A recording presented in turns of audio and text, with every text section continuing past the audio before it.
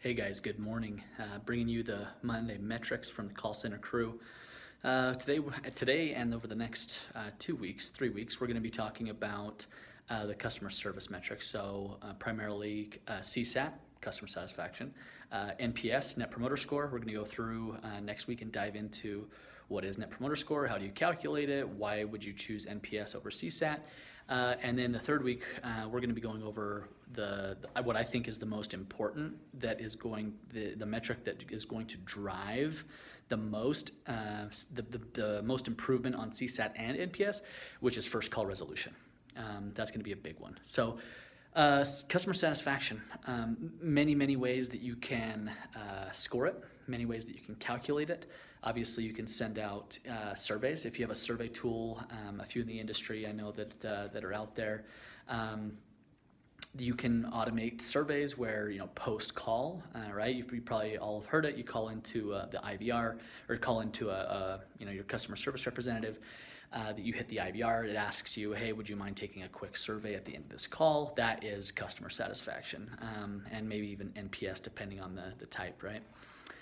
So typically you have to capture that by some type of survey, post call.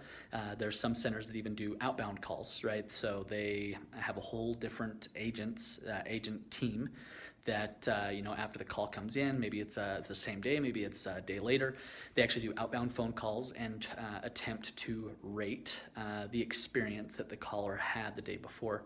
I think the most common is emails or some type of text communication, right? Hey, tell us how you did. The one that I see the most often is from Delta Airlines. So when I fly Delta, not every flight, but I'd say probably about 60 to 70% of the time, I get a post-flight email asking me all these different questions about, from everywhere from the ticketing agent to the security to, the gate agent, the stewardess or the flight attendant, the flight itself, everything like that, right? So that's an example of customer satisfaction. So whether it be a software, right? Like I said, different tools and different software out there that it's automated. Like I said, if you have cash flow, if you have a lot of capital to be able to spend that money, I think that's a great way, especially if you have millions of customers. You need to have some type of way a systematic way that you can reach out to customers, get feedback, and then apply that feedback into the appropriate department. If you're bootstrapped, if you don't have a software, then yeah, definitely need to look at a system where you can export numbers from customers, do manual callbacks, do manual email surveys from MailChimp, right? Even a free service. I think it allows you to send out up to 12,000 emails, up to 2,000 customers a month for free. But you have to listen to your customer, right? One last thing I want to touch on with customer satisfaction is it definitely is a lag metric. You just like average handle time, you guys hear me preach this all the time. You cannot change a lag metric in real time. You can scream until you're blue in the face that, hey agents, you need to get your customer satisfaction up, right? Because it's lagged, right? It's delayed. Now, there's small things that go into an everyday customer satisfaction score, right? So, opening, you heard it, smile and dial, right? Opening the call with enthusiasm, verifying the customer. It's the little things on the QA score sheet that you have to do day in and day out to influence the overall customer satisfaction score. So again, the customer satisfaction CSAT is a lag metric.